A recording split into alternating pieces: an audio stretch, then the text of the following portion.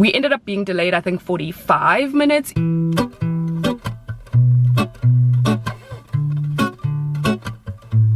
Overall feel a little like shit. It was not pleasant. There is a life I lead in this city. One thing I can't get over is just how good looking the first officer is.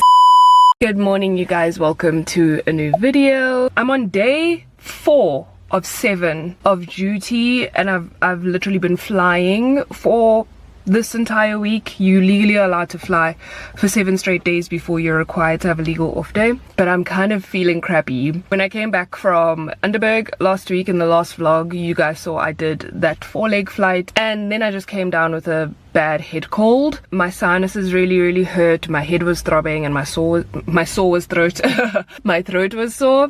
So I isolated from Keegan for that whole weekend and stuff. I don't think I'm contagious anymore, but I do still have, like, I don't know, like, I sound funny. I just overall feel a little like shit, you know, but it's nothing like hectic. So yeah, I've just been powering through and flying because I have a wedding to pay for, so the money is important. But also my flights haven't been too bad. My first day I had a 4-leg, but the rest of the week is supposed to be just turns, just like a there and back kind of flight, except tomorrow it changed. I was meant to just do a Cape Town, but now I'm doing a 4-leg. I can't remember which one, but I'm doing a 4-leg. But anyway, that's tomorrow's problem. Today we're doing a charter flight to the Venetia mines, which I'm kind of excited to do because we're flying out of the Fireblade private, it's basically where the private operations out of ORT happen. Like, a lot of the private companies fly out of there. It's like a proper full service fancy schmancy kind of place. They've got their own immigration and security, and it's like its own little mini terminal building, but it looks like a really fancy lounge. It's got these massive showers and crew rest areas and a really big fancy industrial looking Nespresso machine with the most delicious coffee. So I'm excited to go there, and the people there are super lovely. So, and although the aircraft is pretty slow, the Venetia passengers are really lovely because they're literally just people coming to and from work. They are not there to make a fuss about anything. They literally will just take their can of Coke and have a nap. Also, I'm not worried about like being sick or anything because, like I said, I don't think I'm contagious anymore, but also my ears are not affected. It's just a cold, it's not flu. And also I am flying on the Dash aircraft majority of this week, and it flies at a lower altitude. I think we go at like 18, 19, maybe 20,000 feet. So my ears don't really get a chance to be blocked or to be affected by the different altitude. So yeah, I'm grateful for that. I thought I would power through the next few days of this week with you guys. If it's your first time here though, hi, my name is Andy. I am a South African flight attendant. I'm based in Johannesburg, and I live here with my fiance Keegan and our terrier mix Benji. My car is in for a service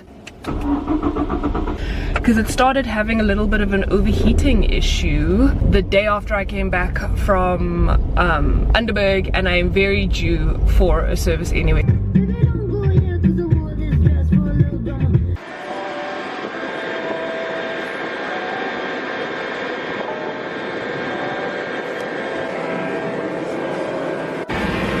In a wonderful twist of events, we are flying down empty. So no passengers expected on this leg, which is great for me. Luckily all the catering is already loaded and everything like that. I've already checked my emergency equipment, so there's nothing left for me to do until we land there.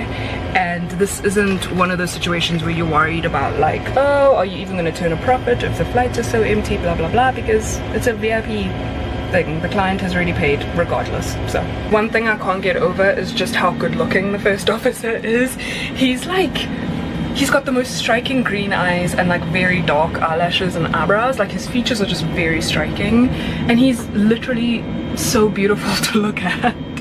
And the last time I flew with him was like a month ago, so of course I forgot, and then I saw him this morning when I was signing on, and I was like, oh, it's you, okay.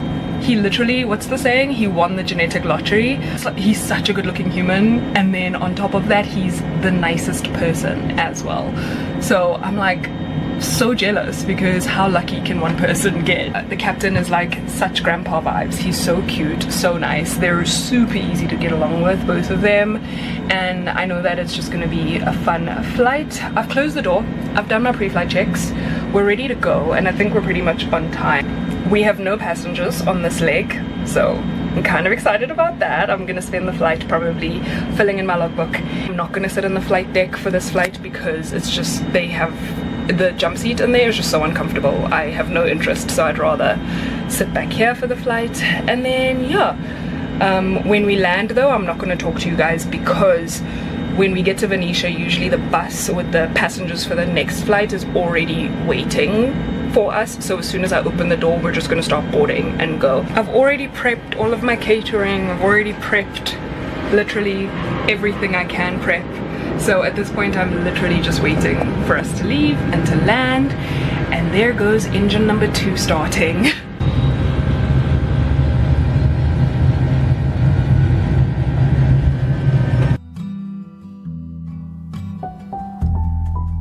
Easy rider on the highway, station wagon going slow. Oh gosh, it is so rainy. I love this weather. I love this weather because it meant for once I wasn't dying of heat while I was flying on the dash. And apparently it's gonna be pretty much this kind of weather for the rest of the weekend, which I'm excited about. And I'm excited to get home and just cuddle on the couch and just hang out while it's raining outside. I'm very excited for that. Yeah, we had 26 passengers that we had to drop them off, and then because there was a flight scheduled after our flight, we basically, instead of us dropping them off and then getting off there as well, we simply dropped them off and then closed the door and taxied across the airport to go to our regular parking bay for one of our airline's normal scheduled flights. I think they're going to Durban now or something like that. I think Keegan's going to like a bingo night or something. I'm not too sure, but I'm gonna go straight home and just kind of crash. What are we doing today? We're flying a Bloemfontein Kimberley 4-leg today on the exact same aircraft as yesterday. I have no idea what my passenger figures look like or anything like that, but I should have replaced my camera battery because it is now flashing, so I will continue this vlog on my phone when I get on the aircraft. Did you see? It's 11:11. We love that. Gosh. Okay, already made it to Bloem. Everything was moving very quickly because we only brought 7 passengers with us, and then we are expecting I think 17 going back. I'm honestly not sure. We'll double check just now. I'll let you guys know later probably, but we've already called for boarding and we're gonna get going. We are not refueling because we tanked fuel with us, so should be quick. Here they go. How many passengers is it? 17. Okay, 17. It's so sunny. Back in Joburg. Look at that hectic queue over there by the runway. There's 1, 2, 3, 4 aircraft lining up.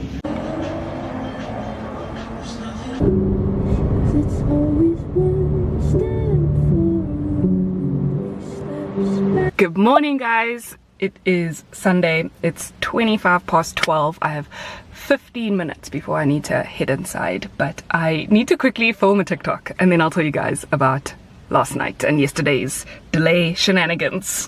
Put a finger down if you've had someone smoke on one of your flights. Put a finger down if you've had a medical emergency. Alright, somebody just parked next to me and I thought I was gonna wait them out, but it seems like they're making a phone call and taking their time and I don't have time to wait. So yesterday what happened was we did our first turn. We went to Bloemfontein and back. And those were fine. I think I told you guys about those.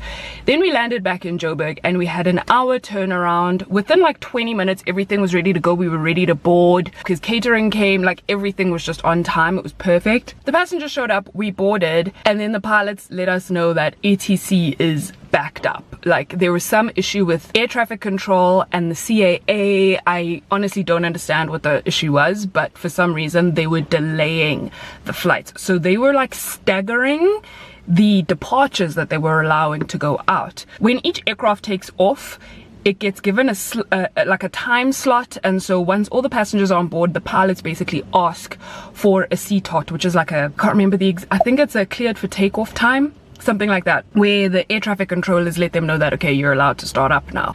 After each takeoff, I think it's like 3 minutes that you have to wait before the next aircraft is allowed to take off, something like that. But anyway, when we started and when we asked for our like startup time, I think we were 19th in line. So 19 times 3 minutes per aircraft is like 50 minutes or something. Wait, how much is it? I don't know. I calculated it yesterday. Hang on, my math is not mathing. 3 minutes times 19. 57 minutes. It's 57 minutes technically, but we were told yesterday that, okay, you're 19th in line, but you are probably going to be sitting and waiting for 90 minutes. That's what they told us. Keep in mind, we had a plane full of passengers at that time. I was taking 26 passengers down to Kimberley.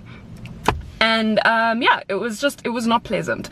We ended up being delayed, I think 45 minutes. Eventually we did leave at some point. I think after about 35 minutes, they started to speed up the process somehow with like how often they would allow people to start up and all that stuff. But yeah, it was just, it was maddening because on the dash, you guys know it's a hot aircraft. The air conditioning does not work very well on that aircraft, for us at least. And it doesn't feel very comfortable, and I know that, and I felt so bad for the passengers. And there was one who did try to, you know, start complaining a little bit, but literally when he got up and came and started to complain to me, it was our turn. So I got to close the door and everything, but he was trying to be like, you guys should be making us more comfortable. This plane is so uncomfortable. We should be going back to the airport and, you know, letting us at least, you know, do whatever we want, blah blah blah. And I was just like, I can't do that. We also are taking direction from operations and ATC and all these things, and they don't want us to deplane, because what if we deplane and then 5 minutes later we're told, okay, now it's your turn? You know, then we have to go wrangle everybody from the airport. Like, it's not getting into that at all. But anyway, they ended up being super gracious with me. I think also the captain did come out and tell them this whole thing before any of that even started, before anybody started getting uncomfortable. He did make an announcement and say, like, guys, this is the issue, everybody is delayed at this point, there's nothing we can do, we just kind of have to sit and wait. And then after about 15-20 minutes, I did hand out really nice cold waters and all that stuff, and everybody was really pleasant with me, and I just was a little extra sweet with them as well. Once we landed, I was like, you guys have no idea how much your grace, your kindness, and your patience with me today has meant to me. I really appreciate it. It helped make them feel a little bit better, and they were also so nice. Even the passenger that tried to complain, he ended up like literally giving me a hug on his way out. So I really appreciate that, and I think that's kind of the role I like to play and the avenue I like to take when it comes to being put in a difficult position like that. I just kind of like tell people like how much I appreciate their kindness and how it's going to go a long way, because at the end of the day, there's nothing that I can physically do in that moment. I can't magically make air conditioning appear out of thin air. I can't magically make us take off faster. Like, you know, I am also sitting here stuck and waiting, you know.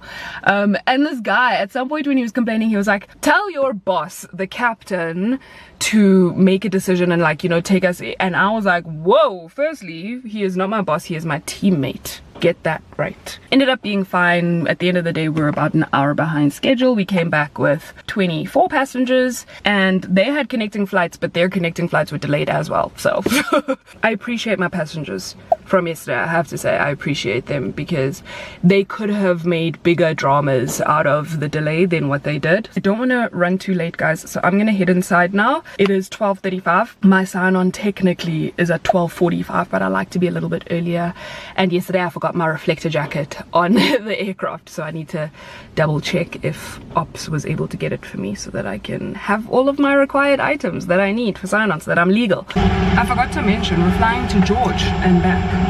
We are on the CRJ 100 today. Expecting 26 passengers going down, but coming back we're expecting a full flight. Like literally it's a 50-seater, we're expecting 50 passengers. So wish me luck, because 4 of them are red class. But I did just find my little sheep counter contraption, which I love, so that I can count the number of passengers as they're boarding.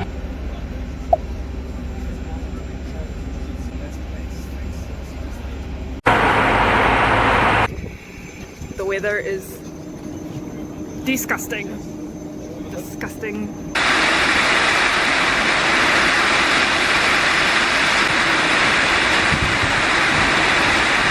Where the next two books, these two books follow.